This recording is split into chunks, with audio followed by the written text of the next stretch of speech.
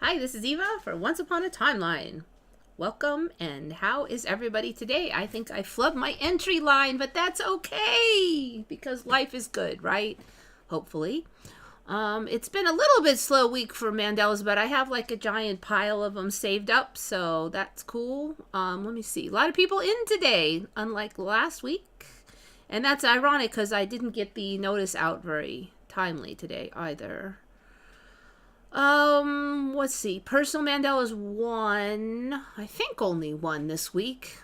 But it was one of those ones that really freaked me out. So, you know what? Let me start with this Triboluminescence thing. Because that actually freaked me out more. And So I saw this last week. I actually had it down for last week. And then I forgot. I skipped it over. But I got it in today. And so we've kind of heard about this, but it looks like it's upgraded. So, like, the winter greens, like if you chomp the winter greens and candies and a spark comes out, that was triboluminescence. Basically, it's saying if you damage something and then, like, light flies out. And then they're like, oh, we don't really understand it. And so there was only a few things that did this before.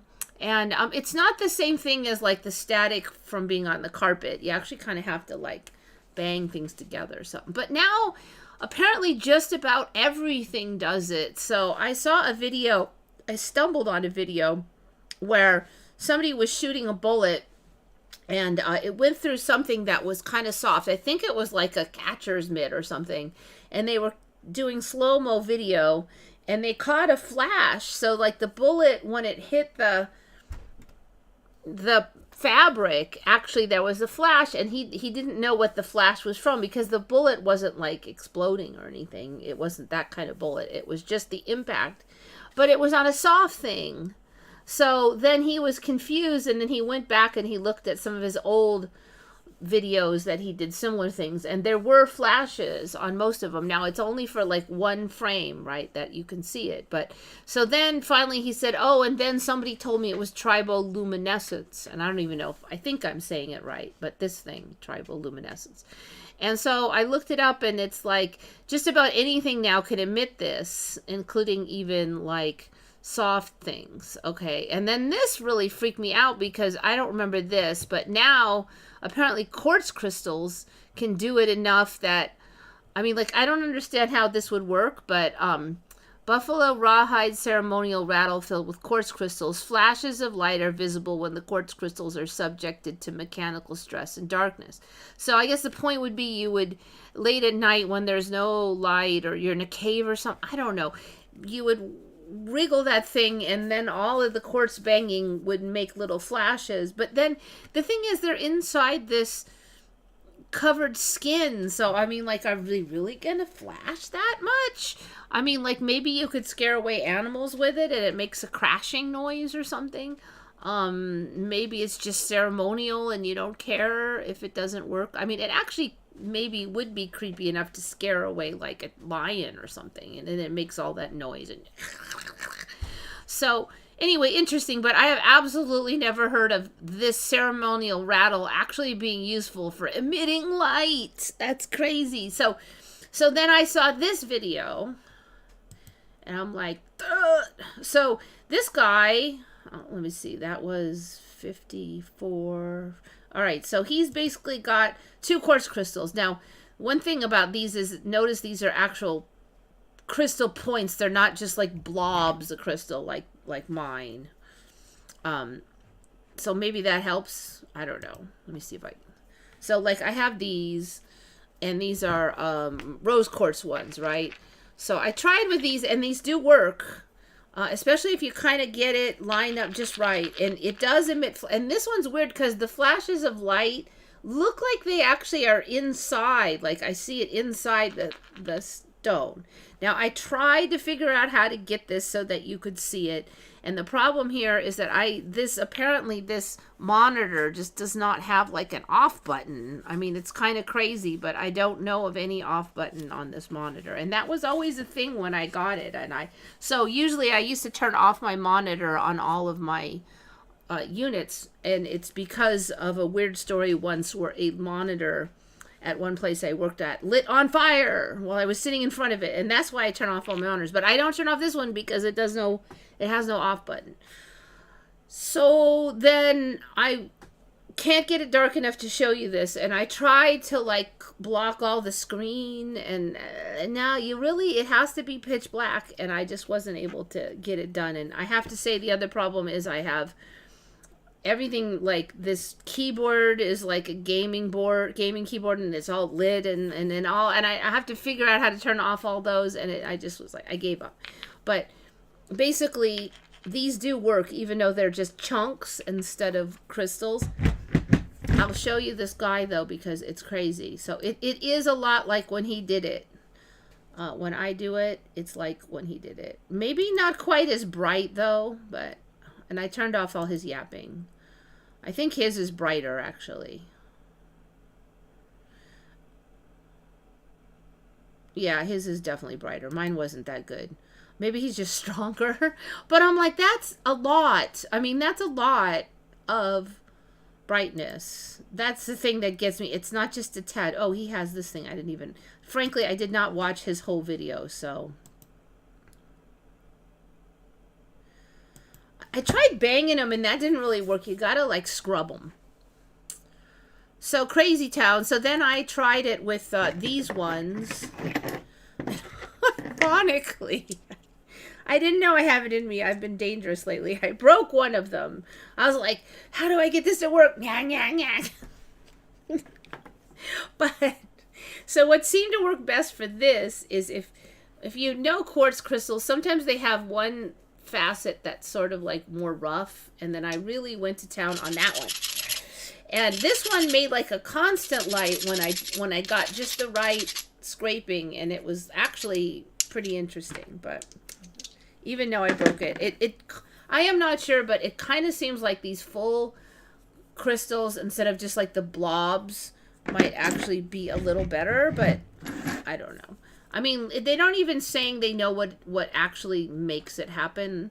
Let's see. The phenomena is not fully understood, but appears in most cases to be caused by the separation and reunification of static electric charges. Whatever that means. I have no idea. The separation and unification of static electric charges. I'm telling you, I'm not smart enough for the current timeline. I used to understand stuff, and now I just don't.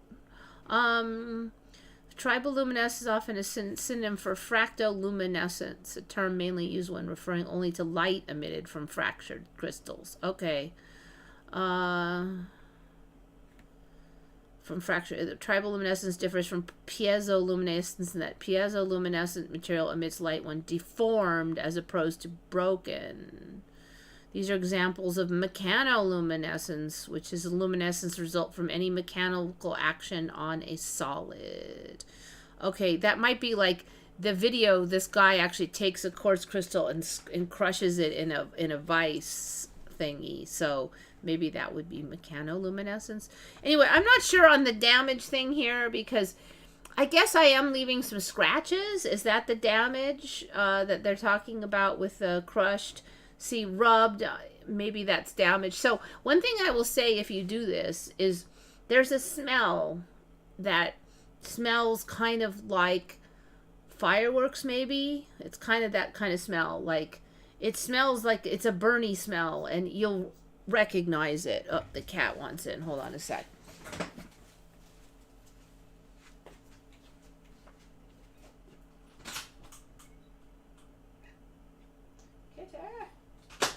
Doing. Now you have to go on the camera. Yes, that's true.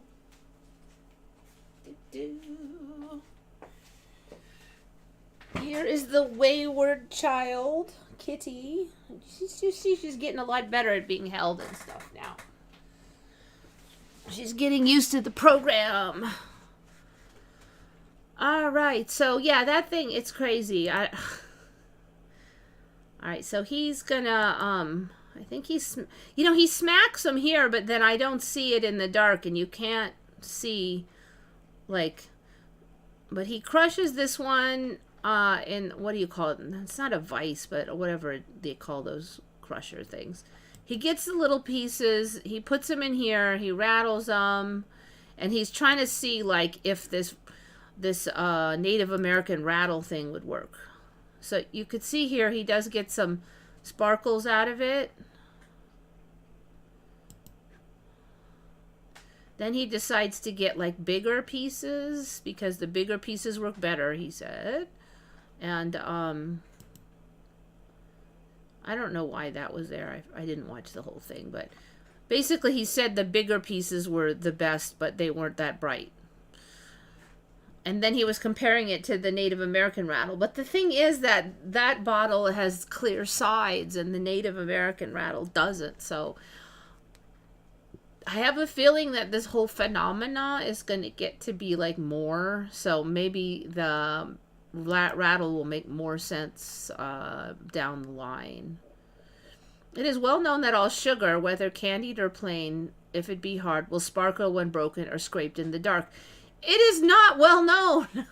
I only knew of the wintergreens. I didn't even know. Oh my God. The funny thing is we've been like experimenting with making like fancy style candy lately, and I didn't even know. It's crazy. Okay, I thought it was only wintergreens. All right, so we're at can. It makes sense, I guess. What, anything you chomp now, I guess that's kind of hard would possibly let off a flash of light. Jean-Felix Picard observed that his barometer was glowing in the dark as he carried it. His barometer consisted of a glass tube that was partially filled with mercury.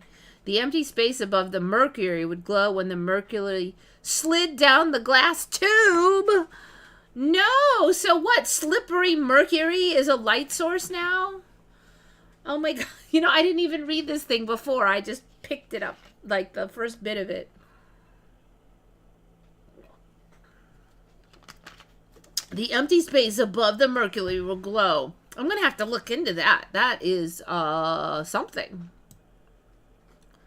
Okay, so I have mentioned in years past that there's all this weird thing where they're like, oh, there's all this mercury underneath the pyramids and like the Mexican pyramids and stuff. And I was pretty sure that was a Mandela. And now we're starting to see like more stuff with the mercury. That's actually really weird.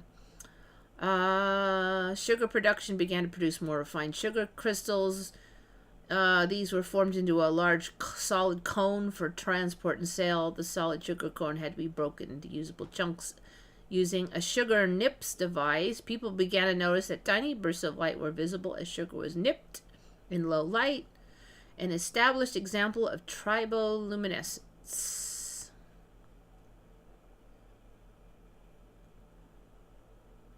The current theory is that upon fracture of asymmetrical materials, charge is separated.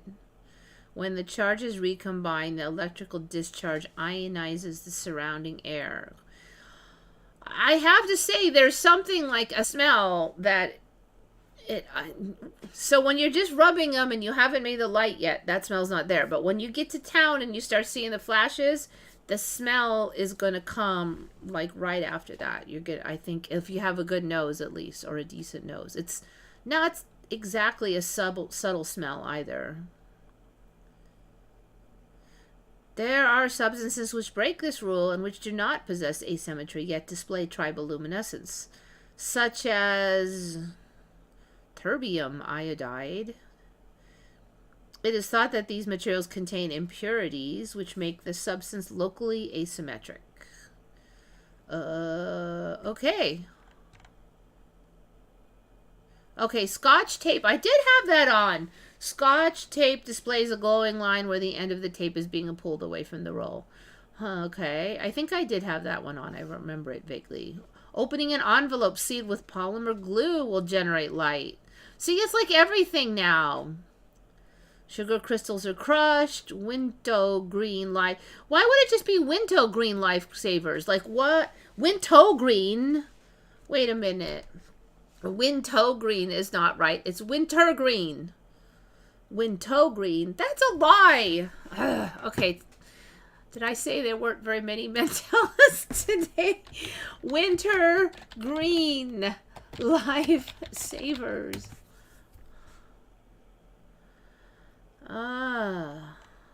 Lifesavers, no. They were never Wintow green for me. Wintow green. Okay. I guess I'll add that to the list.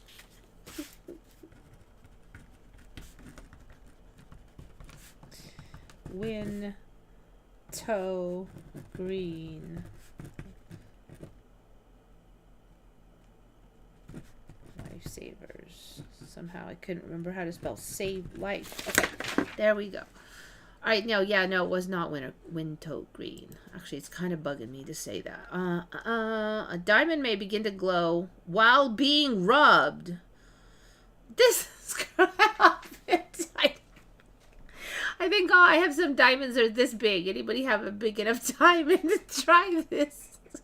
This occasionally happens to diamonds while a facet is being ground or the diamond is being sawn during the cutting process.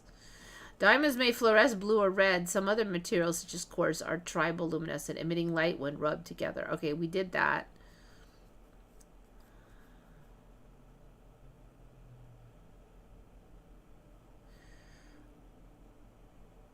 Triboluminescence, wait a minute, is observed in, let's see, epidermal surfaces of osseous and soft tissues during chewing food. What, so your mouth is like glowing when you're just chewing food? Friction in joints of vertebrae? During the sexual wild thing? And what? And during blood circulation? Okay, so like just your blood is making light. Okay, this is getting crazy town, people. I'm assuming maybe it's so small that you can't really see it, but at least not yet.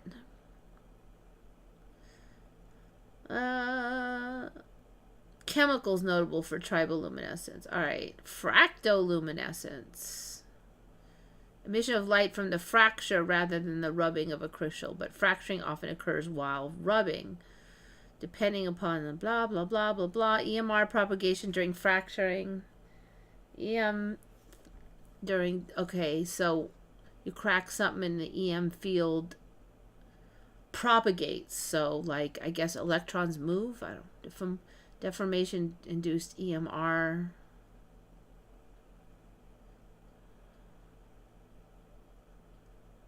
Can be divided in 3 categories. Test med. Okay, I don't know. Okay, electromagnetic resonance, I assume, is what EMR stands for. But anyway, it's getting crazy if just like chewing. You guys are gonna have to go and turn out the light and like chomp on some candy and then like chomp on other stuff and see if you're emitting light, because I have a feeling the candies it's gonna work.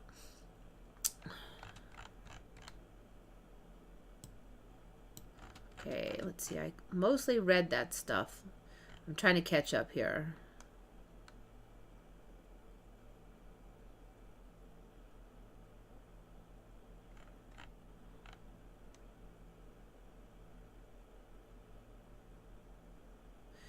Oh, you're talking about those blackouts in like Spain. Blackouts are manufactured, not accidental. I don't know. I mean, like, I think you might be underestimating dumbness, frankly, because so my friend Dave has had a lot of dealings with like electricity and the grid, and he worked in the military, you know, like setting up electrical systems, and he said that it is not it's very tricky basically to load balance all the electrical grid, and he said you often have problems on weird days. And indeed, now that he said that, I realized. So, like, for instance, if there's a Friday holiday where there's, like, a 3-day weekend, then, like, either Friday or Thursday evening, there could be problems because people will leave work early and then they'll go home early, and then the electric use transfers to a different part of town in a little bit of an unpredictable way, and then they're trying to sort it. And that's when you start to have like weird electrical problems because they didn't guess properly. And another problem that they were having, I guess, in Spain, which, like, those who know are like, see, I told you so, is that Spain was just bragging like a week ago that they, for the first time on a weekday, operated completely on renewable energy sources like solar and wind. Okay. But the problem with renewable energy sources is they're erratic and hard to load balance because you can't just get them on demand as easily. So a lot of people think that that's what happened, is that they just could not balance. They're trying very hard to brag that they're green, and they weren't. They had a little problem. So like all those like, you can't just have too much electricity going through certain areas, and then if you have too much, it can throw the whole thing out. So I think that it is quite possible that they were just stupid or doing their best. Or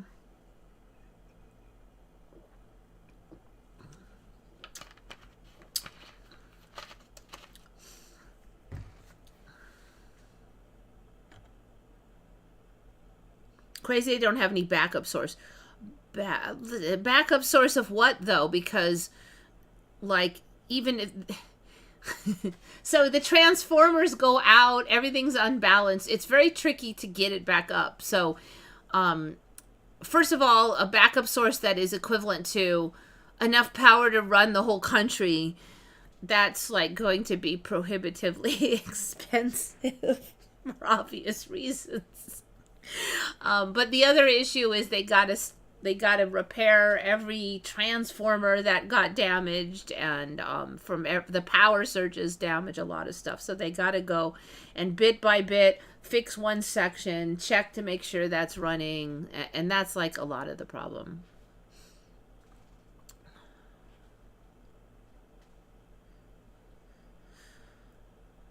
Yeah, I don't think they said what the reason for the blackout was yet. So that's tricky because you do wonder if there's been weird EM fields or something. And if you already kind of have an unstable system, it's not going to take that much to push it over. On the flip side, they may have been just stupid and they don't want to admit it, so they're going to keep it vague. Or it might be too complicated, and so they'll just give you a vague answer. Yes, Shari, exactly. 100%. So I think they weren't 100% green energy, but they bragged that they had made a one whole weekday at 100% green energy. Yeah, everything glows now.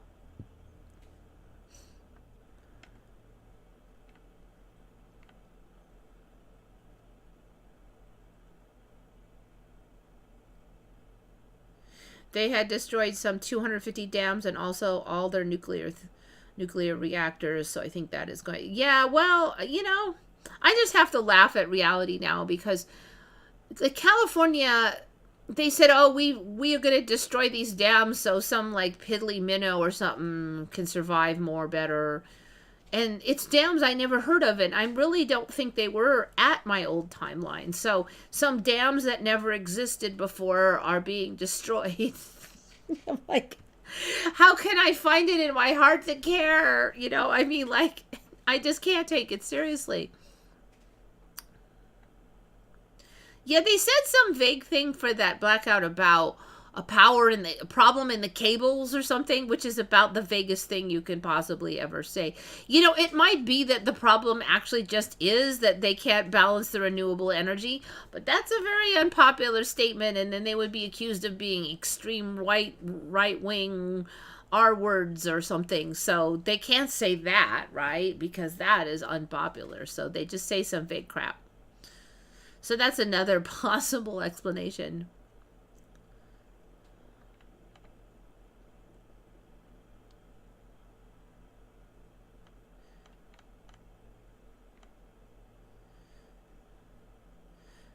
I've heard salmon run as part of the explanation, but that's another thing. There were no salmon in California before. They sure as hell were not any salmon in like Los Angeles. And now the salmons can just live what do they call that? Landlocked salmon. They can just live in all the lakes now anyways. There's like 3 kinds of salmon that can live in lakes, and they live in lakes all over the country. So you don't even need the freaking salmon run. Even some of the ones that technically are supposed to need to go out to the ocean now don't have to go out to the ocean. And several of them can breed like that without going out into the ocean. So we don't need to take down the dams. Yeah, see, that's an interesting one, Vivian. I've definitely heard that lately. There's been this thing online. And, you know, it always amazes me because you never heard a thing about it and suddenly it's everywhere. And the latest thing is that China doesn't have nearly as much population as everybody claimed, or like China's been secretly lying about their population. I don't know why they would, frankly. And maybe they just don't exist in this timeline. I have a suspicion that it was probably a legit number in some timelines, but now we're just moving to where it's not. Jackie, I love salmon. Salmon is delicious, especially sashimi. So there you go. I love salmon. Yum! Salmon sashimi with soy sauce. I think it might be because the EPA and DHA, that those omega-3 oils, like my body just craves them really bad. And if the salmon is minimally cooked, then that preserves the omega-3s really well. So I just crave it. And I don't even know if it's that good. It's just like when I eat it, if I haven't had it for a while and then I eat it, my brain's like, oh, thank you, Lord. Oh. Yeah, well, that's another story, that their population is aging. But basically, the news story is that they never had, like, they have way less population than has been claimed. Like, suddenly, that's the story. And so, I don't know, maybe, I mean, I've been saying that there's just something weird lately, or it just doesn't feel like there's the right number of people around here. And the population here is not said to have changed. If anything, it should be higher than, years ago. But yet, it just doesn't, like, people just, so, okay, there was the pandemic. All right, there's your excuse. But then after the pandemic, like, after that first lockdown, it got busy again. But then it sort of petered out after that. And maybe, okay, there was a second lockdown, but people didn't take that as seriously. And somehow we just have had less and less people, like, at the stores, and it just, like, places that so maybe, like, everybody's just in their house, because maybe none of the kids like to leave the house now.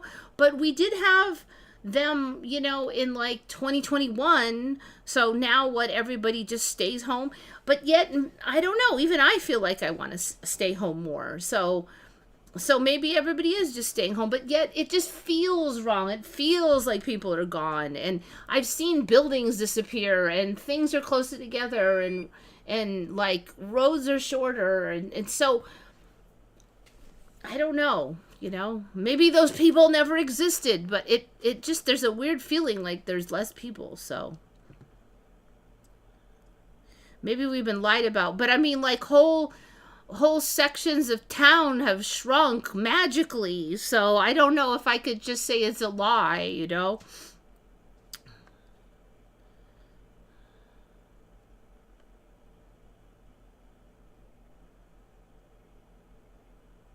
If the world were overpopulated, there wouldn't be as much farmland and empty wildernesses as there is. Everyone would be living on all that land. I've especially after the Mandela, I just don't stress about this whole, everything's a narrative, but I agree. I mean, there's still plenty of farmland and area that is not being used. They use the ideal, really good farmland, but there's other I've gone to lots of places that has nice dirt and there's water nearby, and if we were really starving to death, we'd be farming that, and we're not. So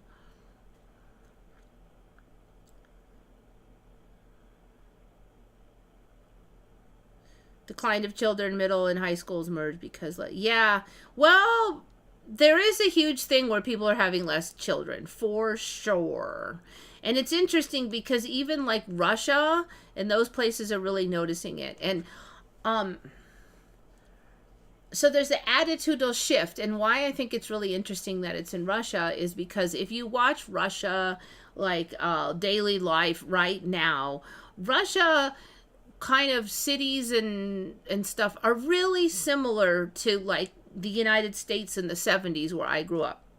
And indeed, people moving over there from here are like, this reminds me of when I grew up in America. It is like that. I mean, even just things are more affordable and all this stuff. And the kind of the general values and attitudes are very similar to the 70s. But yet they're still suffering that whole population decline. And the United States wasn't suffering that in the 70s. They were still complaining for quite some number of years of overpopulation still. And people in the United States in the 70s were having their 2+ children per family. And right now, I think in Russia, that's like 1.3 children per family, which obviously is way far below replacement value. So I'm like, what has really changed then? I thought, the environment's changed so much here, but having kids in Russia is very affordable because they cover all the healthcare and they have very good healthcare, and it costs very little to have children. It's like a couple $100 at the hospital or something. That's it. And most of their healthcare is just like cheap. It's like, okay, you paid $10 or something. It's laughable that UK thinks they're so great because actually Russia has like way better healthcare. But and there's no freaking waiting either. They don't have long wait times at all. So why are they not having children? Because I thought that's what it was here, the cost and the healthcare system and all that. But no, Russia is working overtime to try to get people to have kids, but they're still failing. I mean, they even give like huge, they pay you like $6,000 if you have a kid or something, because they wanna like keep the population up. So there's something weird going on. I guess that's my point. See, I don't know. Do we need a population decline? I don't know if we really do. I don't even know if all these people are real.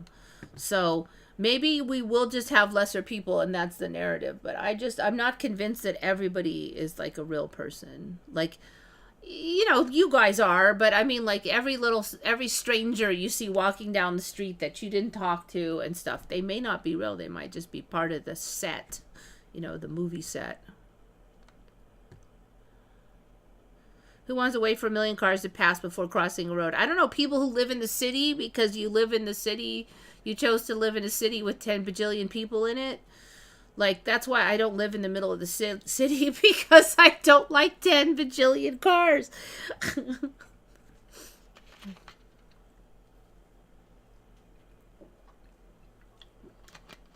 See, I always laugh at that. I'm like, you want all the stuff that's in the city all conveniently there, but you don't want all those people. Nah. But if you didn't have all those people, you wouldn't have all those convenient things in the city. Well, I mean, I guess that's the current thing, but if we get the whole AI robot thing, I guess we could have all the convenient things. And the AI robots would do it all, which I do think we will get pretty soon.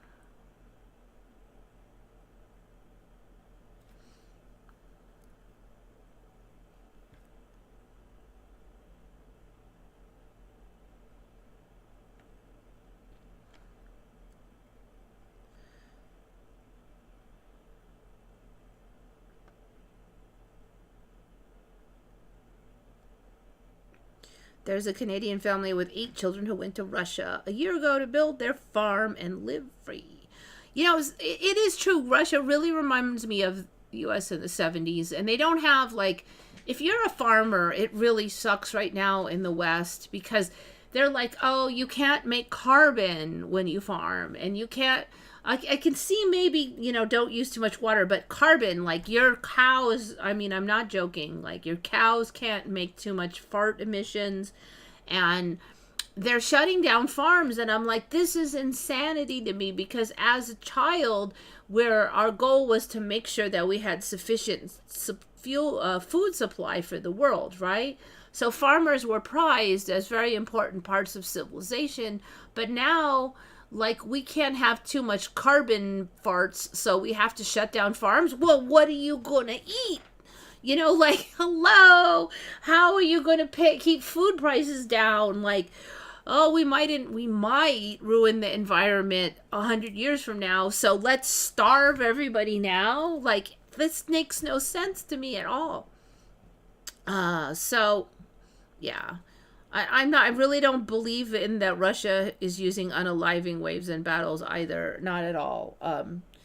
Because I follow a number of military like analysis channels, and they none of them believe any of that story. That is a current narrative of the propaganda of the United States. Actually, Russia is pretty careful. They first send in a whole bunch of bombs, and they have a lot of them because they manufacture them very effectively in their own country. Then they send in a whole bunch of drones with bombs on them, and they fly around in all the crannies, and they try to kill as many soldiers as they can that way. And then only when all that's done, then they send in their humans. So they try to minimize that way.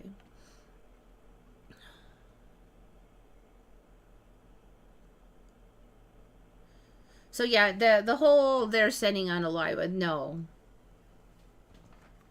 Russia has been working very hard to get their population up too. I might add, they've got all kinds of stuff they're doing. But it's a problem because, like I said, they only have 1.3 children per couple. The whole world almost is doing that right now. I don't know if maybe some of the third world countries are not having that problem, but so, like in Russia, you pretty much don't have to pay for healthcare. So you're just going to be paying for food for your kids. But then Russia gives like these big stimulus payments for having kids. So you're not going to, it's not very expensive to have kids. And if you look at their wages versus the cost of housing and stuff, it's better than here. It's better than most of the West. Like, if you like the average apartment for a single person is like $200 or something. So yes, their wages are lower, but their rent is even lower, and their food is very low. So if you look at the number of hours you have to work to pay for rent and the number of hours you have to work to pay for this and this, it is less hours than the United States. So a lot of people are starting to retire there because I can sell, like, if I sold the house here and I could get 800,000 for it, and then I could go over there and I could buy a house for 50,000 and then like retire and live the rest of my life on that money. Plus, once you got full residency, you'd have free health care and all that stuff. So it's totally a good deal.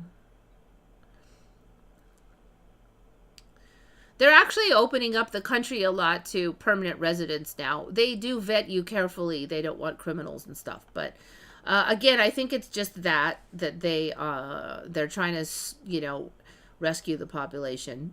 The same thing the whole West is doing. Moscow's expensive, but I mean that's like moving to London or something. I wouldn't really recommend Moscow. If it was me, I'd go down there by like Sochi or something. It's kind of good weather over there on the bottom.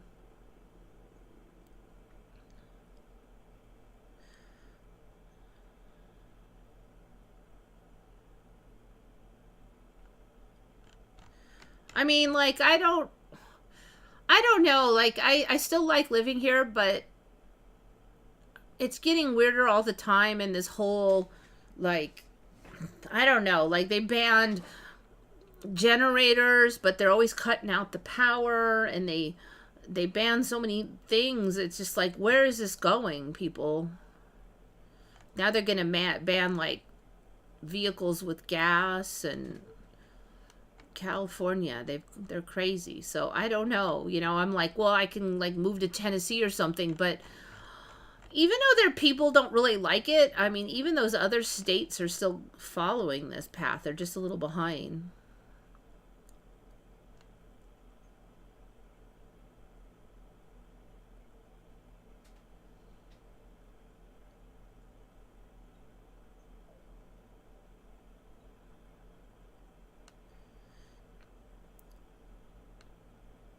I'll check it maybe. I don't know. I've watched some of these, but I don't think I've seen this guy.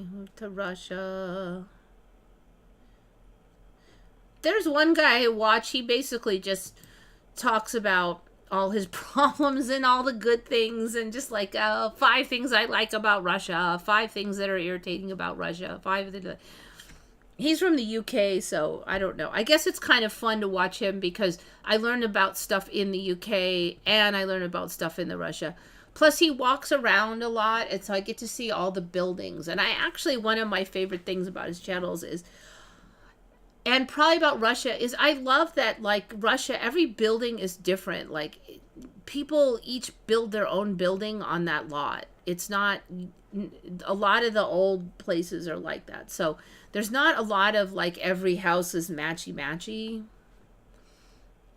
So I just love looking at all the weird styles. I mean, even the ones I don't like, the ones I like. It's just, maybe I was like an architect in another life or something, because I just love looking at the buildings. What would it be like if the kitchen was here? The roof is like that, and then they painted it like this.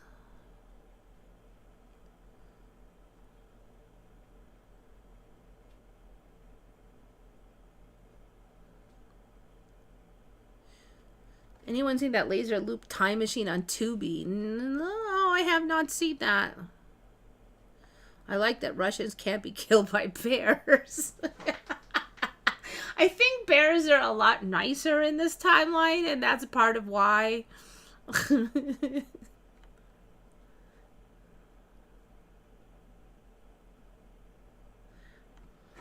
Alright, so there's the Triboluminescence. I can't wait to see when this buffalo rawhide rattle is going to actually emit light. That's going to be crazy town. Alright, alright, we've had nictating membranes on before. Like, that's that third eyelid that comes across. The one thing I've noticed is, like, it used to be that all of the times you saw them, they would be really whitish when they came over. Like, it would be more like this or something. But usually, actually, none of these all look creepy. Let me find one that's like how I remember. Like this one, okay? When it came over, it would be whitish.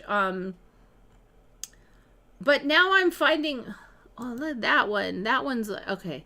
But now I'm finding that some of them are, like, super clear. Now, I've seen this pattern on eyeballs before, and I thought it was the eyeball on these, like, frogs and stuff. But it's actually their nictating membrane. So that's thing number 1. I don't know why they have to look this cool or creepy or whatever. They couldn't just be clear. They have to have really crazy tribal patterns on them. But, yeah, so they have that nictating membrane. And then the owls had one, and let's see. So this really caught me because I've seen enough pictures of owls that I should have seen this. But owl nictating membrane. It almost like the owl has this like a windshield wiper type of nictating membrane now. Okay, so there it is. It has this, I don't know why even have that. So there's like this dark line, and then when it comes over, so it looks like a windshield wiper. And then it's very clear once it comes over. So see there, you're just like, why are there lines in your eyes? And I mean, like, I was just looking for owls. I wasn't looking for nictating membranes, and I'm like, why are there stripes on their eyes? And it took me a while to figure it out, but I did. It's the nictating membrane. So see how clear it is? So the nictating membranes are kind of upgrading.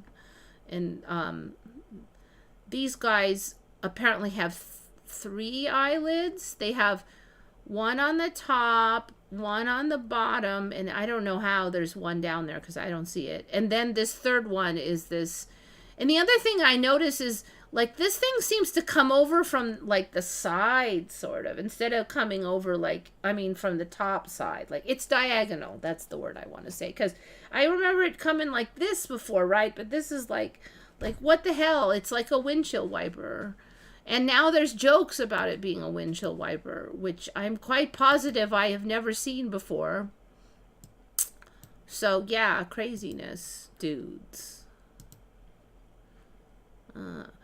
So, okay, that one looks like it's... All right, it's coming from down there, I guess. Wait. Wait, let me look at this one. Okay, the middle one okay, so yeah, it's coming from the top side. Yeah, because it's the inside has it. Great. So, I just typed in owl, but it looks like a lot of them have these windshield wiper eyeballs now, because these are different kinds of owls.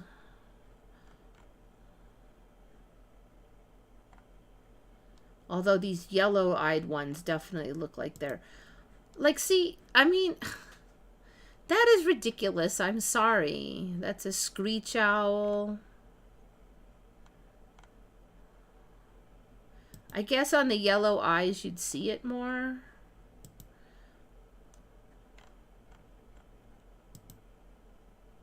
But it's on that one. That one looks like the nictating membranes are like blue for some reason. The various ways in which birds blink. God, that one looks like there's 3 stripes.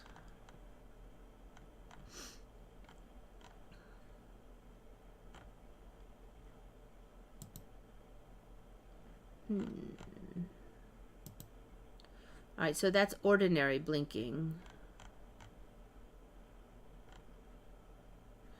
I'm just waiting for these horned owls to grow horns. I was looking at the skeleton and it is not actually a horn yet, but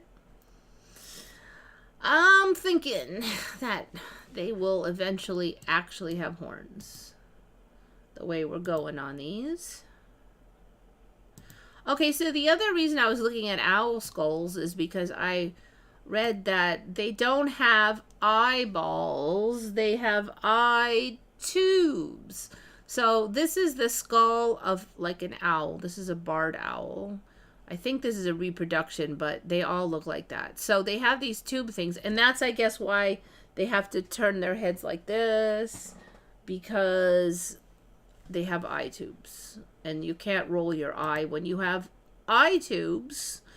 The thing is, I've seen plenty of skulls of owls, and I've never seen these eye tubes, so I don't know, they're going to say it fell out or something.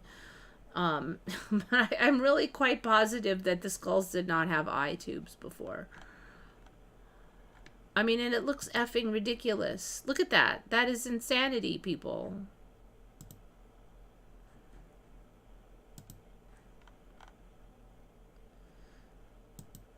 So I'm guessing if the eye tube falls out, maybe it would look like that.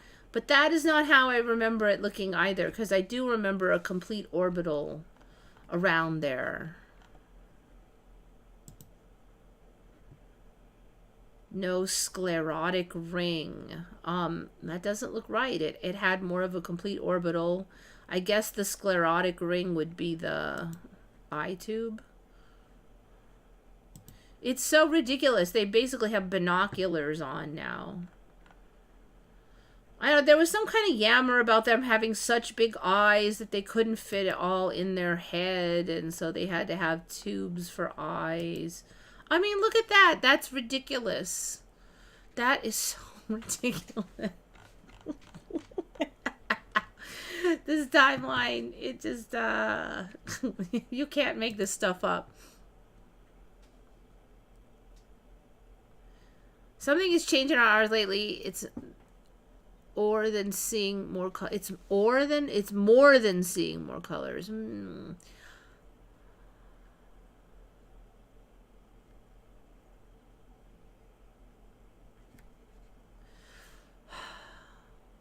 I don't know, like, I have noticed that the reds, like, in the oranges seem a little easier to see, brighter, more intense to me lately, but it might be just because my health has improved, so I was kind of thinking it was that, so I'm not sure.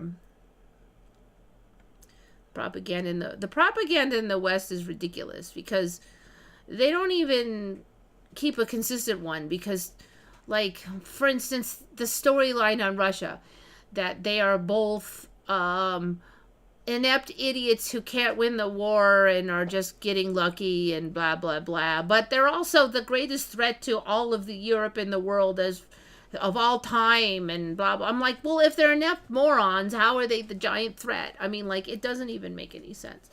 They're still trying to act like we're winning when we like, well, Ukraine, okay, they're trying to act like Ukraine is winning when Russia's been gathering. They have like almost all the way to the Dnieper River now, and they've been for over like a year, they've been steadily gaining territory.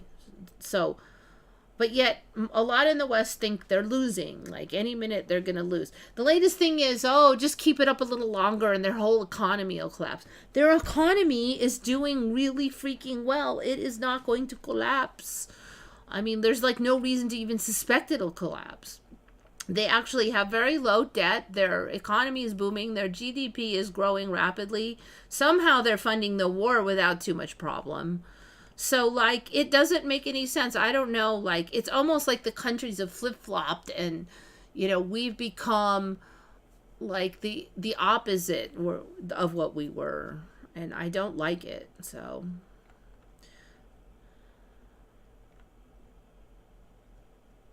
yes, their economy is doing very well. And, you know, all the stuff we'd like, oh, they don't have total freedom over there. It's gotten worse over here. That's the thing. They've kind of gotten a little better over there, and, like, we're worse. So it's just scary. It's scary living here and, like, seeing the way it's going. And I hope it, like, I keep thinking, well, people are going to wake up, but it's not. I hope they do. I hope they wake up.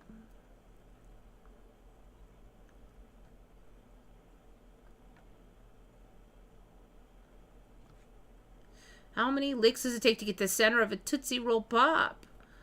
1, 2, 3, the world may never know. Yes, that is an old commercial. And now there would be a flash of light when he chomped it in the current reality. Cats have 2 membranes too, and they can control it. Yeah, I've had that on. I don't know about them controlling it, though. I've never seen them, like, can cats control their nictating membrane? Let's see. It just seems like when they sleep now, it rolls over. Like, why then when they already have their regular 2 lids? I've never seen a cat, like, flap over their nictating membrane when the rest of their eyeball was exposed. Like, when their normal lids are up, for some reason I've never seen them use the nictating one. Cats have a small amount of smooth muscle within their third eyelid, which gives them a bit of control over its position. However, the position and movement of the third eyelid are mostly dictated by the position of the eye. The third eyelid typically sits hidden in a space near the inside corner of the eye. When relaxed during sleep or during blinking, the retraction of the eyeball by a set of skeletal muscles causes the third eye to passively move across the ocular surface. Additionally, the movement of the third eyelid in cats is partially regulated by a sympathetic nervous system. See, that doesn't make any sense, though. Like, their third eye comes over only when they don't need it because the rest of their eyelids are closed. So, for me, though, like, cats did not originally have a nictating membrane. So, I think that's why it's being done this way, that people would freak out if their cat suddenly went whoosh with the nictating membrane while looking at them. So they're getting this concept that they have one, but it only shows up when you can't see it, which is like ridiculous and makes no sense. But it does if the reality is trying to sneak in a nictating membrane. So put it in there, have an excuse for why you've never seen it. Then very slowly get you used to seeing it a little more and a little more and a little more. I think that's how we're getting it.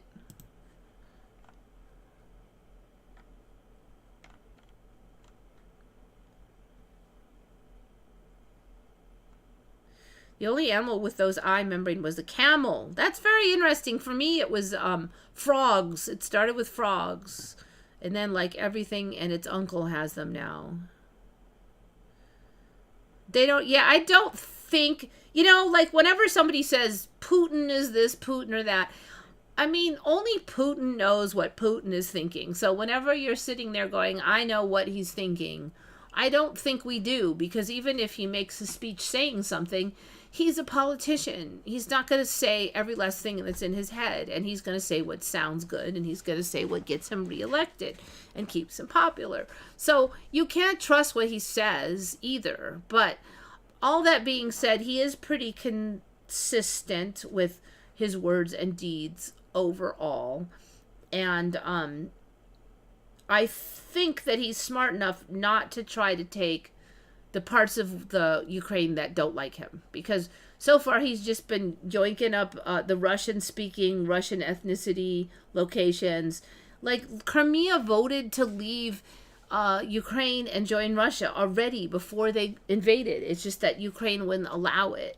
But so there's been no problem with Crimea. They don't have any uprisings. Everybody fit into Russia because they're Russian.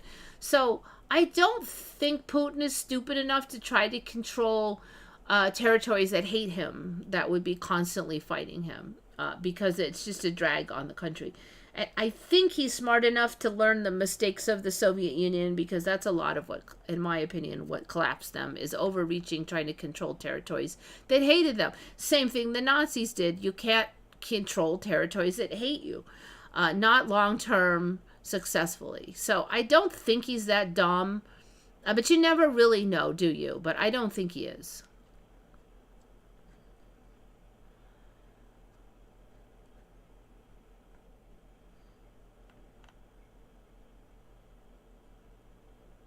Yeah, I don't know what's up with the politicians in the West. I guess they just tell you what you want to hear. People have short memories. I really think health issues are part of this, that people's health are not good, and so brain is not working well. Every 100 years, Europe go to war with Russia. Try to conquer it. I don't know, maybe. I don't think now is a good time, though, because the economy in Europe really sucks right now. Yeah, the Ukrainians are the ones that got the suffering, because they've just been pawns of the West mostly. Another proxy war. All right, this one was weird. So I kind of heard of the red tide thing and the bioluminescent waves thing, and all the red tides are a little bit toxins and stuff. But lately I saw this thing where they say that in Florida there's a, I think they call it, what is it, an algae. They're saying it's an algae, not a bacteria, but algae that emits a toxin that gets up into the air. So it's not just like touching the water, but you could breathe in the toxins. Like, the story is that as the waves crash, they aerosolize toxin, and then if you're sensitive, you could have asthma and respiratory problems and stuff from these red tide waters. And the main one I'm seeing, they say, is around the Gulf of America, Mexico, whatever you want to call it. The Gulf down there at the bottom of underneath the United States, that they live in there, and like every summer. And so if you live around Florida and you go on the west coast side, the beaches there, then you could be wading through this crap. And it's called what is it? Carenia brevis. So this is one of the ones that also causes some of the shellfish to become neurotoxic, and then you have to test the shellfish, and some of the fish become neurotoxic. And I don't think I had this way back, like 20 years ago. I didn't have any of these neurotoxic fish and stuff. So let's see, what else were they saying? There was some other weird stuff with this too, because they were saying that there was one kind that causes like paralysis. There's one kind that causes like diarrhea, and there's one that causes, like, there's like specific ones, and then the type of illness you get is named by your symptom. And there's all these different algae attacks that cause these different ones. And think this was called NSP, and it was... So I don't know. I just don't remember it being... I kind of like, I feel bad because I was just making all these jokes during COVID because one of the articles said, oh, the COVID's going to get in the rivers and then it's going to flow out to the sea and then it's going to mix with the waves. And when the waves crash, it's going to aerosolize and sneeze it up into the atmosphere and cause everybody at the beach to get sick with COVID. And I just thought that was the stupidest thing I have ever heard in my life, that they literally said the ocean will sneeze out the germs. You know, like, I mean, does COVID live in the river for days until it makes it to the ocean? Anyway, so I was just laughing and laughing. But here we have it. Sure enough, the ocean sneezes out the red tide toxins into the air. So that article sounds a little less stupid now than it did back in 2020.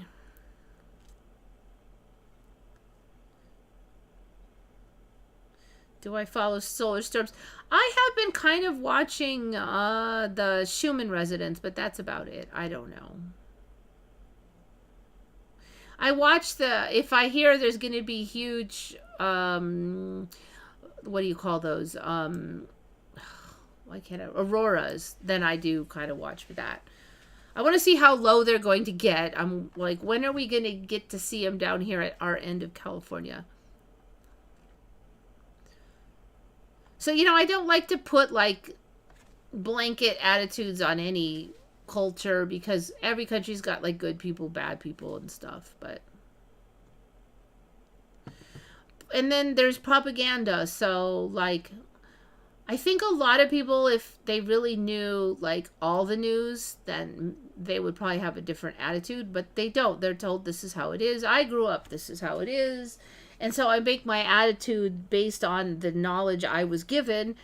If that knowledge is not accurate, then obviously my conclusions won't be accurate. So, you know, there's that also. It takes time to learn that the news can't be trusted too. I mean, when I was a child, I just they say it like it's a fact. You're learning in school this is a fact. Everybody tells you it's a fact. How are you going to not know it's not a fact?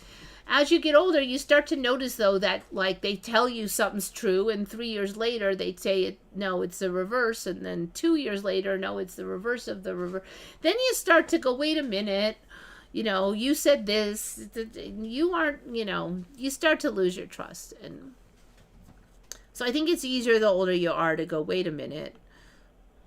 Like all the times I was told that in 10 years Venice would be underwater and New Orleans would be underwater and the Great Barrier Reef would be bleached and dead and the entire rainforest would be cut down in Africa and we would run out of oxygen because we needed the rainforest for oxygen and we'd run out of water and blah, blah, blah. And then 10 years after, decades go by, none of it happens. So that's another reason why you start to be like, wait a minute.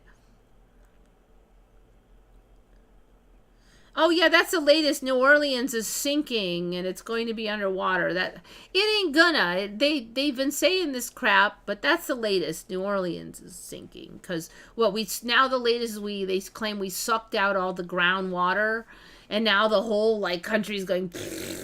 Yeah, whatever. I am not listening anymore. I mean, not only does it never come true, but now with the Mandela, it could just magically not be true tomorrow. So. Like the ozone layer, you know, we were all going to die and everybody's going to get cancer, and now none of that happened.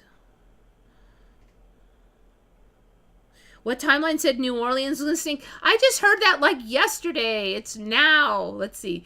New Orleans is sinking. I bet you it's... That's why I was laughing, because I'm like, I thought these other ones, New Orleans is sinking.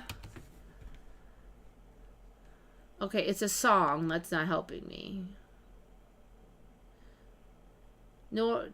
Until the 20th century, New Orleans lay above above sea level. Today, large areas of the city have fallen below. Yeah, so it's now. I've just seen it like twice in the last week, I think, too. Every year, a new fear. I think the humans just like it. The fear porn. We like the fear porn. We like horror stories. We like roller coasters. We like haunted houses, and we like fear porn. Does physics change Mandela style? It does. We have definitely seen, like, now we have the fire tornadoes, and we have the weird ice, and that kind of stuff. That stuff was it. And, like, freaking triboluminescence. It changes. There's been others, too. All right, this one. Did I cover? I kind of vaguely have a memory of covering Comoros as a country. So there apparently is this country down here. Let's see if you can see it. Quit that. State. Right here is a country, and it's 3 tiny little islands off the coast of Africa. And it's weird because they said it's 3 islands, but then elsewhere they mention, and there's other islands. So I don't know what other islands there are, if anybody's living on them, but I guess there's 3 main islands called Comoros, and it's a whole country. And the country is Sunni Islam. It's been around since 1975 as an independent country. I think before that it was property of France or something. One of the reasons I found out about this is because there's that whole Dark Fleet thing, like Dark Fleet. So basically, the Dark Fleet is the shipping that is going on right now that is to bypass various sanctions. And one of the ways that the West had control of ships before is that most of the insurance policies were written through, like, Britain, is my understanding. And so now they're just basically writing insurance policies and doing all that paperwork in other countries, and then countries are just claiming that ships are from there, even though they're not. So it's kind of like a false flag in that way. And one of the countries that's doing it is Comoros, apparently, is responsible for a bunch of this Dark Fleet. So they basically say, yes, that's our ship. Even though it's kind of not really, but they claim responsibility for these ships. I'm sure they're being paid to do that. But I was like, one of the top false flag countries is the country of Comoros. I'm like, what? Country of what? You know, I looked it up, and yes, there it is. Them.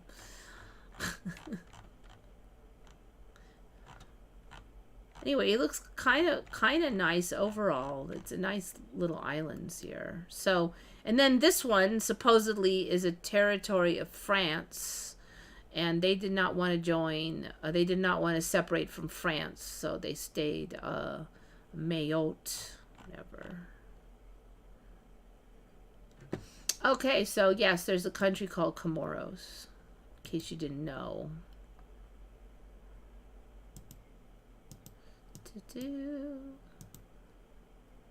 I'm gonna go home and like chomp candy in the dark. Actually, I think I have some here.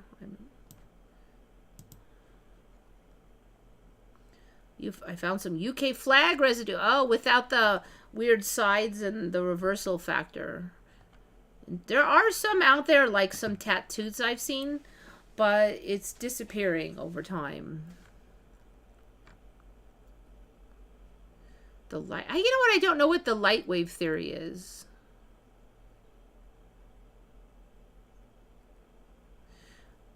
Energy and thus mass can be created or destroyed and not remain at zero balance for the known universe. Okay, I'm not sure what that means, but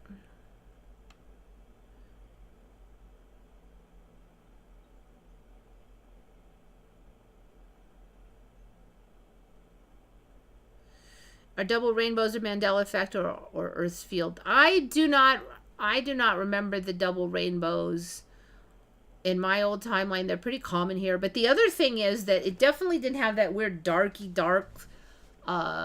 look between the two rainbows, even if we did have them. But so I had kind of heard like, oh, the double rainbow, like legend or something, but I had never seen one with my eyeballs until about 8 years ago. And then when I did see them, at first they did not have that dark space in between.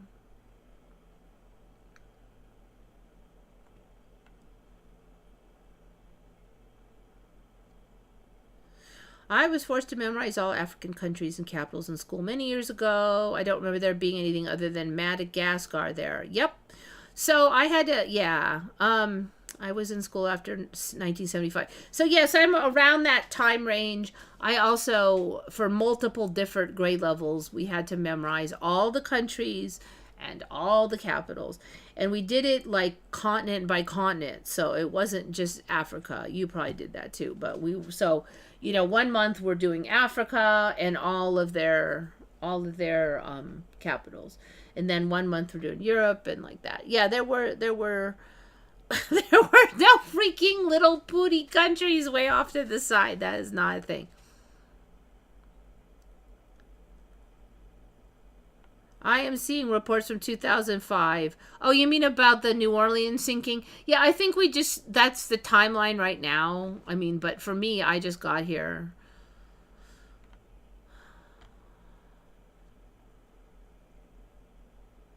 The famous French Quarter and Garden District escape flooding because those areas are above sea level. Yeah, I mean, I just remember them being low, but I don't remember them having sunk like a half a mile. I just like, there were areas that they reclaimed by shoring up and getting it, and that's how it used to be. But now apparently it just all sunk. Either way, you know.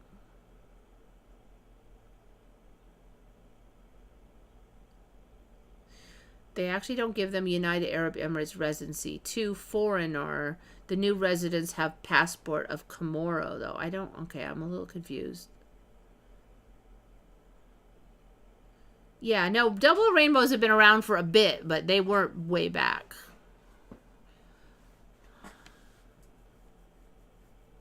Oh, United Arab Emirates were giving people residency of Comoro. Interesting. I know, you know, I'm kind of confused. Why does the United Arab Emirates give you a Comoro residency? Like, why? I assume they're paying Comoro money for this privilege. And then you get that residency, you have what? Like, I guess it would help you or something. Did anybody suffer any neck and ear pain last week? Nothing particular for me.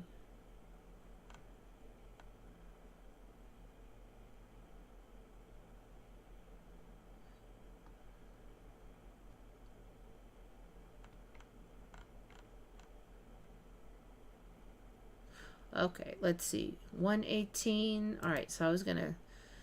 All right, we did cat scratch fever last week. All right, this volcanic lightning, I've had this on, and it's like every couple months, like more bits of it are tacked onto this video. So it just gets crazier and crazier.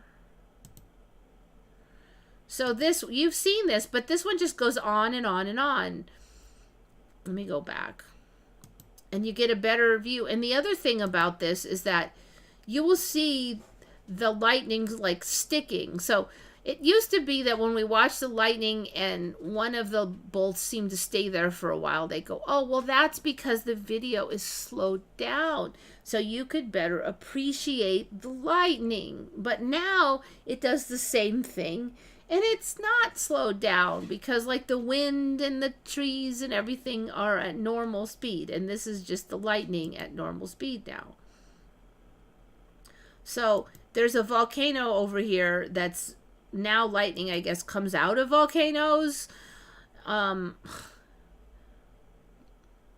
long periods of time. This one just kind of sticks and sticks, and oh, there's some more of the same one. Oh, and here it is again and again. I mean, it's craziness. Look at, it's back. The same one. Like, how is that the fastest route? How is like the fastest route for electricity anyway? Like what's in the air there that makes this one come up over and over and over again? You know, we were always taught, now that I think about it, we were always taught that lightning takes the fastest route, right? But like blah, blah, blah, blah, blah, is not a fast route. It should be straight, right? It should be like you know, so it kind of made sense it would hit high stuff, right? Because that's the fastest route. But what about all the air? Why is it all ziggity zagzag? Nobody ever explained that. And I still don't think there even is an explanation. Why does this one show up over and over and over? Again, and there's another one. One more.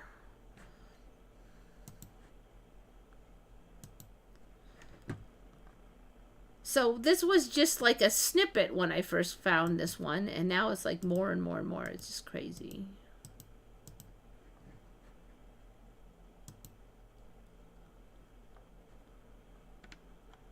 Speaking of rainbows, I had one saved. Why is this weird? Okay, I have driven past rainbows before. They don't like parallel you. It's like, I'm assuming that this is the shadow of the car that the people filming are in. I mean, did AI do this? I don't know, but there's your double rainbow. It's kind of dark in there. It's not the world's most strong double rainbow. Supposedly it happened near sunset, so that's why it has a lot of red in it, but like, I never had that in my old timeline. It didn't matter if it was happening near sunset. It would still have the normal colors, but apparently in this timeline, no.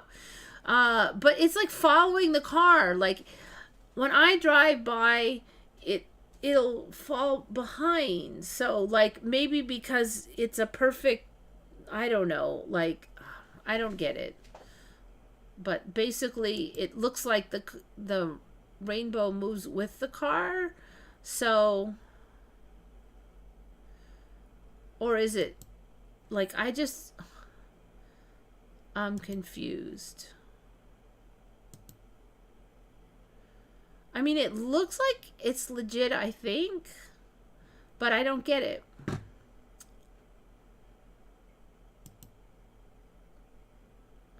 I have seen other examples of that weird reddish rainbow too, so I don't think that's fake.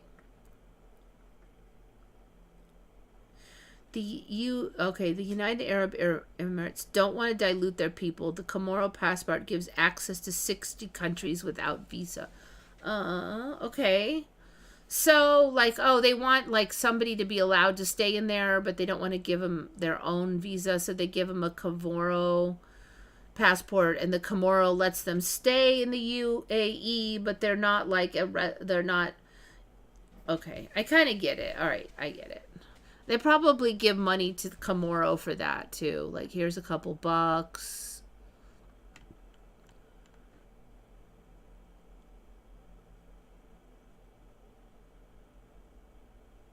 Lightning, same track as aluminum, giving it a path to continue flowing. I don't...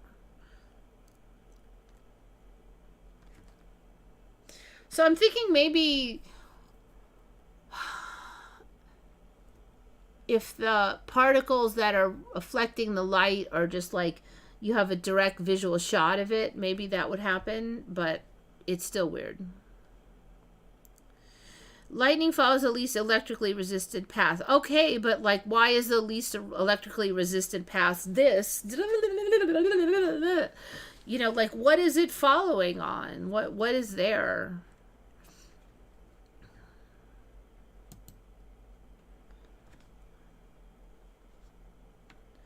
All right, this thing, I know I had these on before, but yet they look more weird now than I recall. And I look these up, and I mean, like, I think the tails and stuff have just gotten bigger.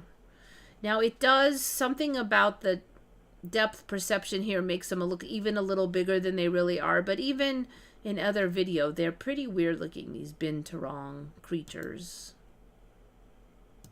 Okay, so there's the head, the feet, and a giant effing tail.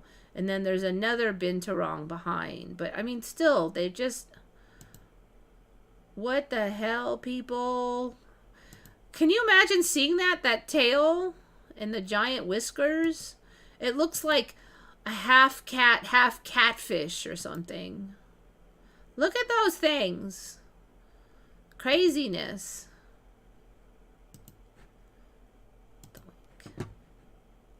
Been to wrong.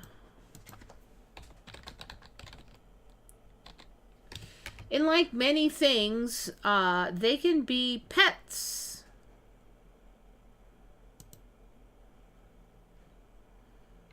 Pretty cool. I think, if I remember right, YouTube had this dude had a pet binturong.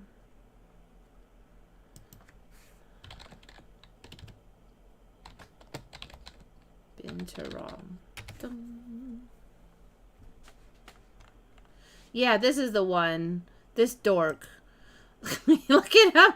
He's just hanging out in the gym, being a big dork. Look at how they run and stuff. They're like dorks.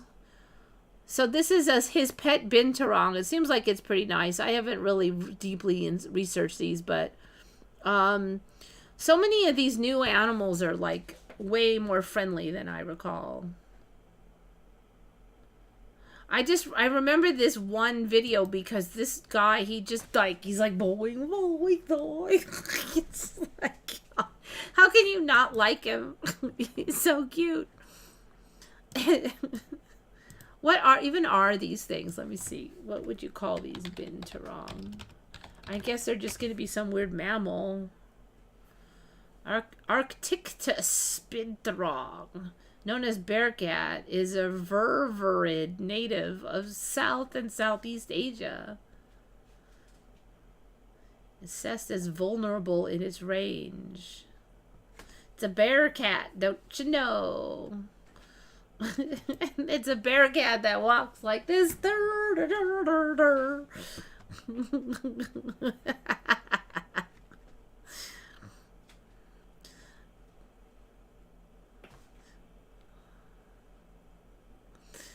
Binturong. That's what they are. Yeah, the tail has gotten a lot fluffier, man. Definitely.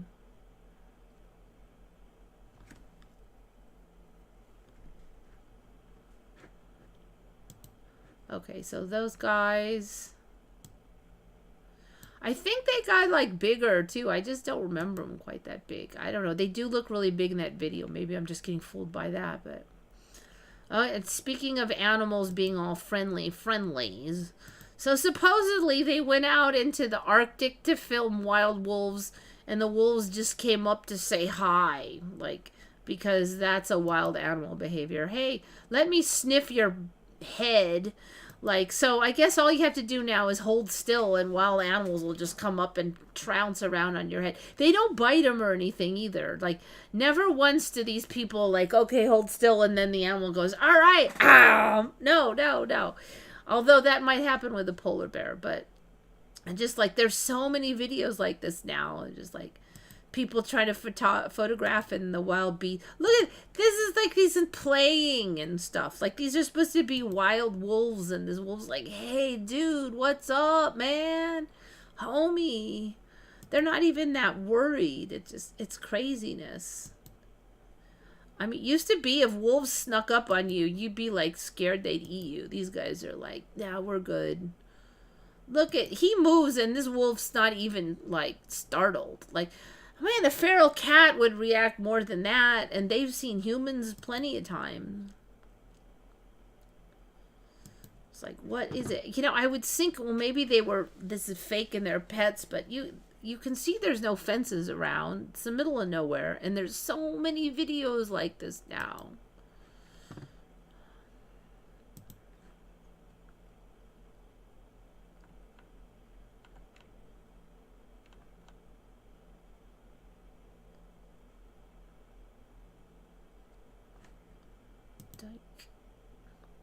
Dang, I'm like cruising. It's only 1:30. I might quit a little early today because I'm just like jamming and I'm starting to get a little sleepy. And I want to leave a few for next week in case it's slow. I think I mentioned about keratinosis last time. But apparently if you eat a lot of carrots, so when I first heard of this, it was just mostly in babies, or you had to eat like a lot. But apparently you go from that color to that color if you eat a lot of carrots. And it's more common that your nose will turn red. Like Rudolph the red-nosed reindeer ate too many carrots. I don't know, but so this is like, it's becoming more of a thing. You didn't used to turn. They literally are the color of what you eat now. Keratosis. So they're like, oh, it's not that big a deal, and so like, look at this kid. He's got a orange nose because he ate a bunch of carrot baby food. I mean, he has a freaking orange nose, like really orange. Hand showing discoloration from carotenemia. I don't, my, maybe it's the lighting, but my hands are more that color than that color. I don't eat any carrots. Foot with, oh, nope, that is not keratinosis. You lied. Yellow orange palms of okay, keratoderma, I think, is different than keratinosis. Wait. Or is it? I don't know. Maybe it's not.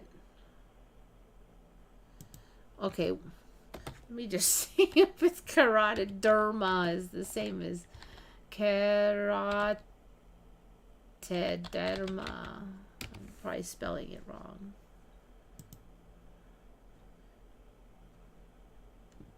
Closely related terms that describe the same condition, characterized by yellow-orange discoloration of the skin due to high levels of carotenoids. The subtle difference, carotenosis is the overall condition. Carotenoderma is the specific skin manifestation. Okay, so it's basically the same thing.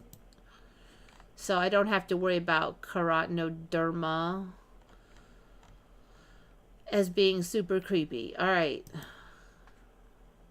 Oh, there's one called carotenemia. Oh my gosh. Anyway, you get the drift. You turn very orange. I have no idea what carotenemia is. I'm too lazy to look it up too. What if you purple carrots? Oh, can you turn purple if you eat purple, if you eat a lot of purple vegetables? I wonder if AI will have anything to say.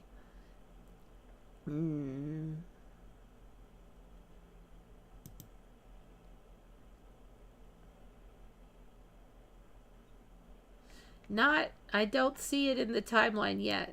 We could ask DeepSeek. Hold on. Doink.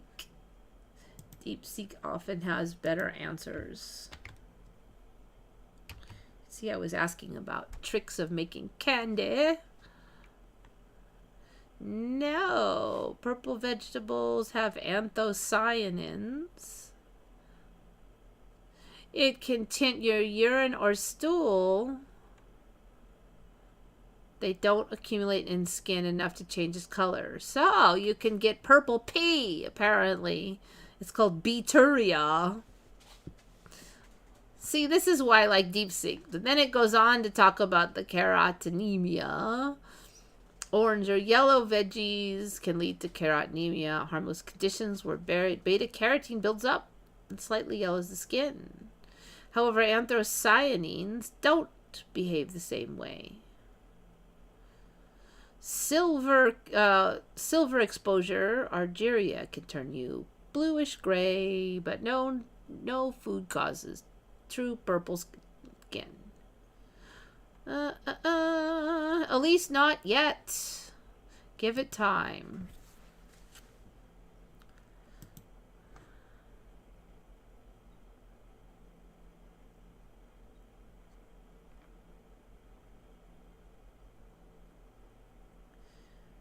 Wait, somebody's orange for life? I thought it went away.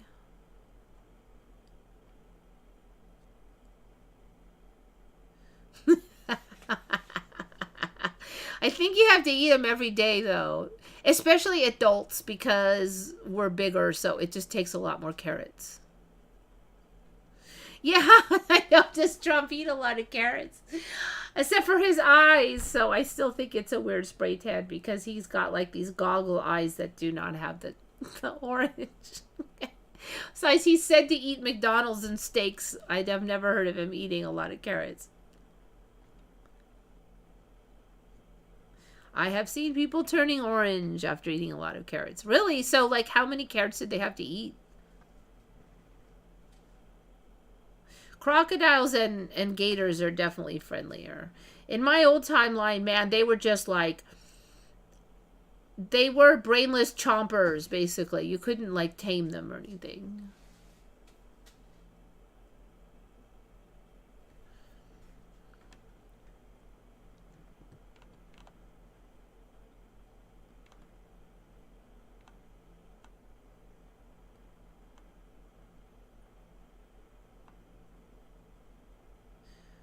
That's crazy. I've never heard if it could be permanent carotenemia. Let's see.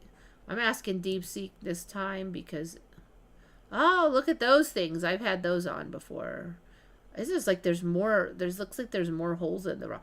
The rock looks kind of pinkish here, too. I don't remember it being pinkish. Carotenemia. Carotenemia. Okay, so carotenemia, I think, is the same as keratosis. All right, so there's 3 words, because this one is using carotenemia, where I was using keratosis. Can carotenemia be permanent? Doink.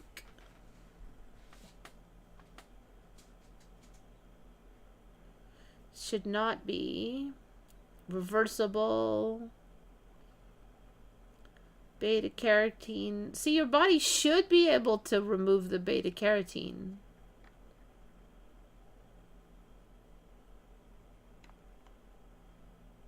If it's not carotenemia, it could be jaundice, which is like liver problems.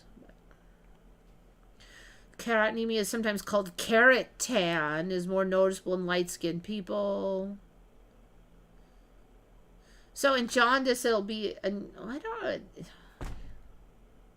want to say jaundice is in your eyes and carotenemia is not, but I don't actually know that. I know jaundice gets in your, you often see jaundice here in the whites of the eyes turning orange, but it occurs to me I do not know if carotenemia does that also.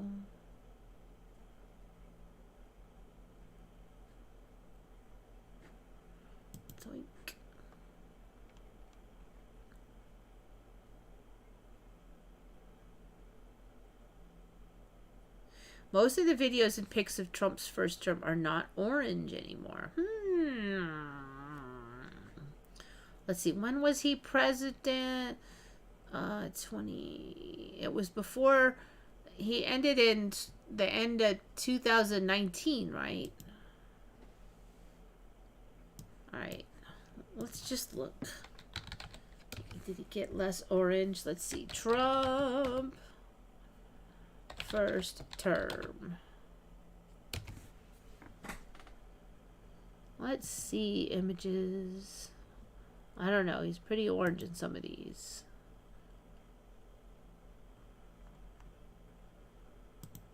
That'd be funny if he's turned less orange and then like 10 years from now it'll be a Mandela and people go, why did they call him orange? And they'll be like, he liked to eat oranges, or he like protected orange orchards, or there'll be some weird Mandela story. I don't know. He looks pretty orange still. I think he's definitely gotten less orange. I have to say he's actually oranger than I remember in these. So that's first term. So if I just typed in Trump now, we'd probably get all his recent pictures. He's probably worked on that orange thing since everybody was laughing at him.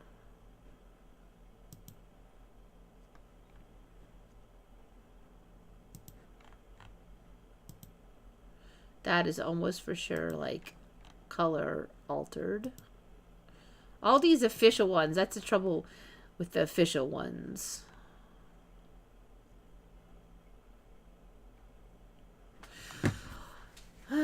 I think his hair is a little more toned back too.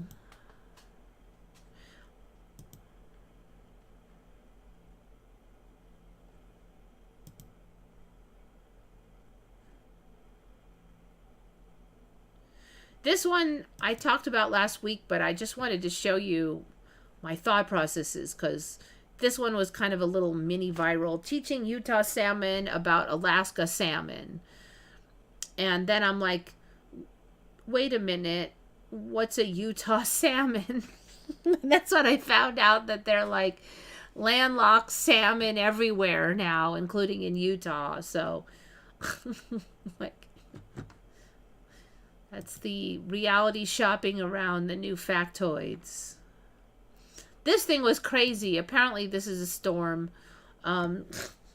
Storm chaser Laura Rao captured this fantastic shot of a mature supercell thunderstorm illuminated at varying heights by the setting sun. That is freaking crazy. Look at that thing. Can you imagine that? That's like the end of the world movie special effects. And there would be nothing like that in real life in my old timeline. It's absolutely insane. So that's what the supercells. We didn't have that word supercells, but I guess that's now what these are called. Let's see. I don't think I remember why I have this one saved. Oh, this one. Okay. I might have covered this already. This part, like, I know I've had it on multiple times, but the point with this one was that you now see it like in front of the mountains, very localized, and it's much lower now. You can see the sun. I think that was one of my points. And then this thing showed up. Oh, that's why, because now you got the rest. So when these things first showed up, they weren't attached to the sundogs yet, but now that's what it is. Okay, that's why I have to say. Now they show up on the map of the sundogs. So that's what's neat about this. You see that, and then it goes straight to the whole sundog with the weird. These things are upgrading even more. Now there's like multiple line. There's a line here. There's here.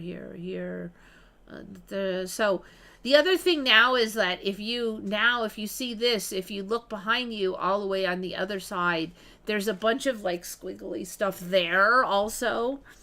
Man, I was going to cover that today, but I forgot. Let me see if I can find it. Link. Google. Oh, sun, halo, arcs. I think that's what I called it.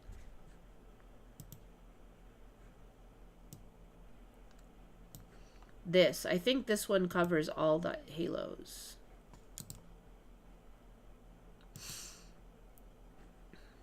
Link. All right, so this shows one that was really there. And this is I think the map of everything there can be. So you see now that there's like this and this. I don't remember those like that. And then it's like this bow tie thing now that you can get. Now, it's kind of hard to find any that really have it, but like this bow tie here, I have not found that on any yet. But this part here, this one is showing up now. And then that's, I think then this is the sun here, and then that is that thing I just showed you, whatever the heck they call those. So I think there was only one of these before, but now there's two. But so this guy sees this, and then he turns around, and you look the exact opposite behind you, and there's more stuff now. And this thing now would be back here behind you, and you can see there's lines, and so it's getting like everywhere, all this squiggly stuff. So there's another bow tie thing here, all these, and then this is growing. Now last time, I don't even think that was here this morning. This bit here wasn't there. There's some fading in over here, so yeah, keep your eyes peeled on this, because how many of these lines are we going to get? It's like crazy town. It's crazy town. So I saw a new one, and it was like transverse blah, blah, blah, blah, name, and I was like, wait, that's a new one. And so I looked it up, and I found all this. What the hell is landlocked sockeye salmon? Were you here last week? I think I covered this last week. So the salmon now, they can just, live in the lakes. They don't need to go back to the ocean. They don't need rivers. They can just spawn around there somewhere.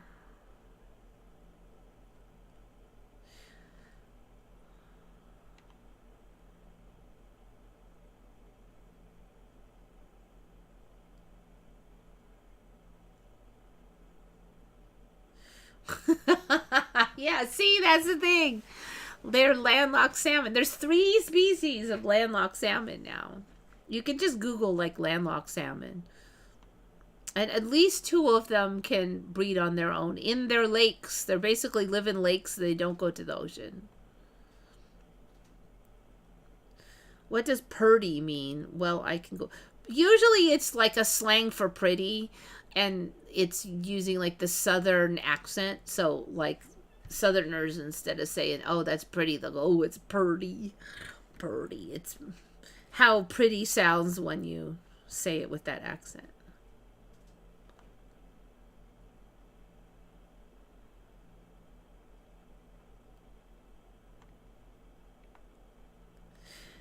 Yeah, they don't spell it out that. They're just trying to like give that flavor, that native hometown flavor. They'll spell it wrong on purpose. Bizarro land on crazy pills. I know.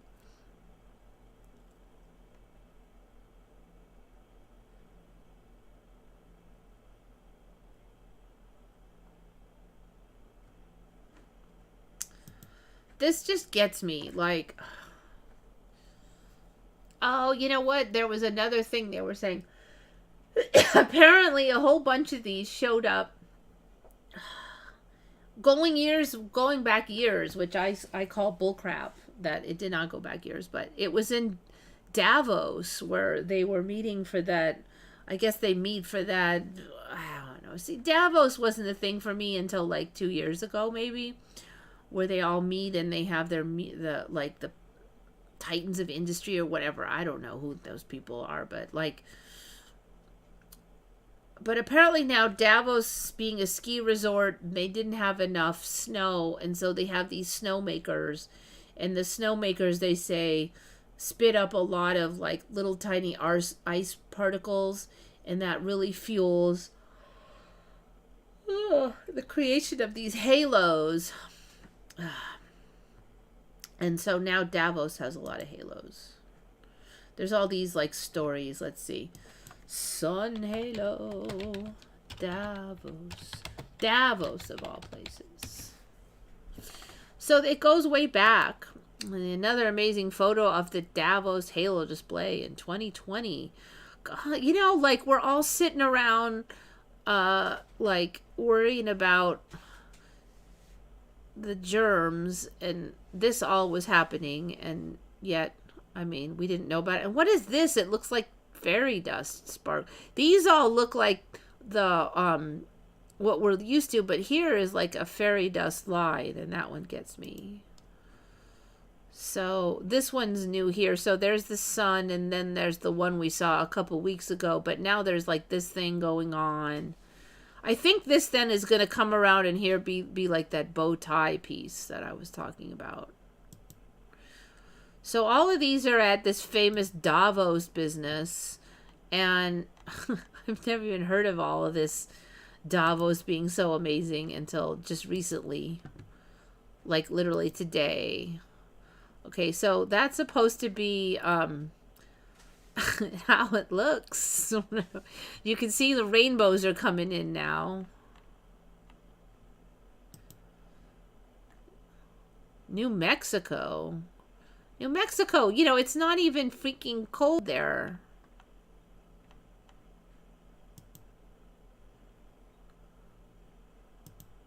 New Mexico, come on.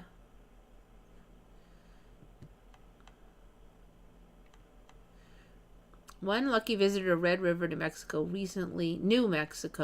recently captured one of the most amazing photos of atmospheric optics you'll see. 22-degree halo, which includes a sun pillar and a sun dog, and found, let's see.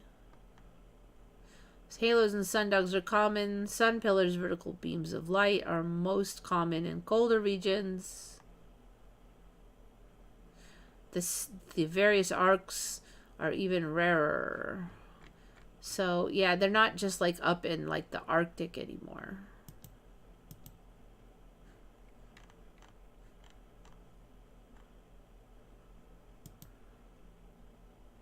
See this one, I did not see this one until recently here.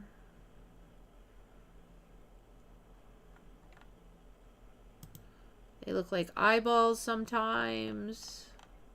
So apparently where the sun is in the sky affects how these angles on these arcs are. So it's pretty complicated. Look at that crap. Are you freaking kidding me? It looks like a giant eyeball.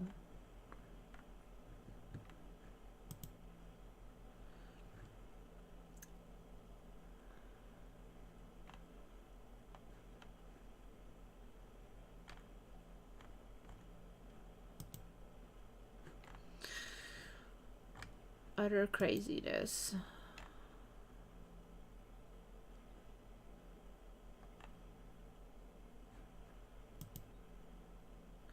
Diamond dust phenomena. Diamond dust phenomena. What is that? Okay.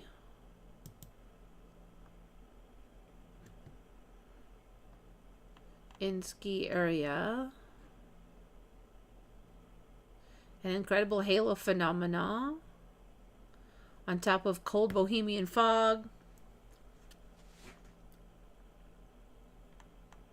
We counted 24 halo types, including Lowitz arcs, perihelia with blue spot, supra and infralateral arcs, periarc, subsun, Wegeners, Trickers, Hastings, blah, blah, blah. I have no idea what you're talking about. Diamond dust halos. Alright, so I guess it's just halos that look like diamond dust. Halos over the entire sky.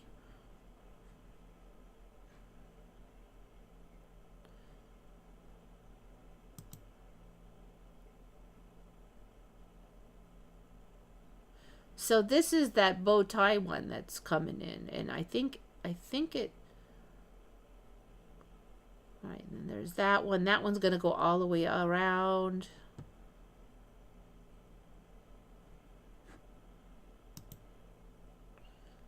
So then this is gonna go across to the other horizon, and there's another bow tie over here now.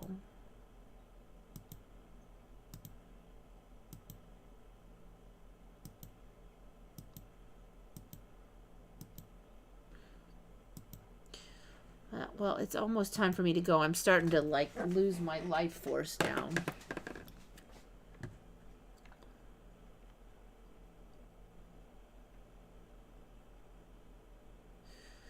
I think we affected ones are different from people around us. I think for sure the one thing that is that we're able to tolerate seeing what is happening enough to at least consciously recognize it, and I think a lot of people aren't. So there's a certain stability, I guess, that would be required for doing that. On the flip side, we have seen some Mandela people sort of not maintain the best stability. So I would say overall we're probably more stable, because I think a lot of people, their brain cannot accept it, and so they just refuse to deal with it. They just have to block it out of their consciousness, and we aren't doing that.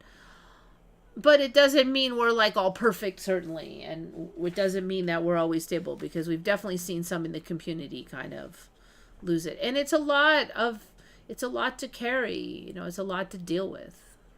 I mean, it's like being in a Twilight Zone episode, really. Like, all this weird crap is happening, and you're the only one around you, anyways, that sees it a lot of times, and you can't talk about it with anybody.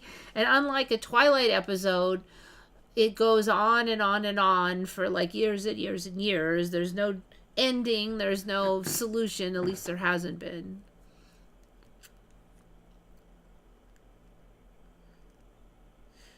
So it's, you know, it's like a curse and a blessing and a curse, because you see it, but now you gotta deal with it. You gotta let it go, and it's not always that easy. What movies have I been watching? I don't watch a lot of movies. I've been real busy. I don't have any assistants right now. We're trying to start this candy thing, and like to make. Let's see. Do I have any of them done in here? Dave made these. So these are like little candy brains, and then he shrink wrapped them so that they won't get too sticky because of the air. But that's not the main project, but he just loves these little things. So we were making like little crystals of candies. So these look like quartz crystals, right? So these are just kind of experimental, because we just kind of threw them together. I plan to make them a little more fancy than this, but they still came out pretty neat. And we actually already have a buyer for these simpler ones. Oh, I'm keeping it in here to kind of keep the air off. So the one problem with candy is they tend to get sticky if they get in the air for too long. But we want to like market these for like weddings and stuff, fancy parties. So you have decoration, and then they're edible. And those taste really good too. But we're working on some like lower calorie ones. There's with like sweetened with allulose and stuff like that. So it's been a little more challenging than I thought, because I'm like really picky and I want to make them to look like the real thing. So like here's a real one, a real stone. And so I want to get like this look that's in here of the crystal. And it's been a little challenging, because I thought, well, we'll make crystal candies, and then we'll pour like the darker candy, and then I'll just blop the crystals in there, and then maybe pour like a clear candy over the top. But what happens with the crystals is they just disappear sort of once they get the other candy over them. So I'm going to have to try to color white the crystals so that they're more white. And then that's my next plan anyway. We'll see if it works. We have some neat looks, but I'm not satisfied. But, you know, like we have somebody who does parties and she thinks they're cool already. And I'm like, no, they're ugly. And she's all, no, I want 20 of them. So we actually did like a lot of the money that we put into experimenting. We got back from her already. So I guess there's a market for it, but I really feel like I wanted to get them really good before I really trot these out. So I got to solve some issues. Anyway, so I've been super busy. Yeah, so those 3 color ones, that's candies. So I could chomp that if I wanted to.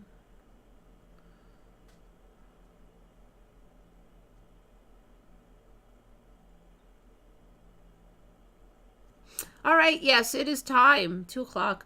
Thank you so much for coming. And you guys had a lot of Mandelas as usual, so I appreciate that very much. You know the narrative. Think good thoughts, everybody. Thank you for coming. This is Eva signing off for Once Upon a Timeline.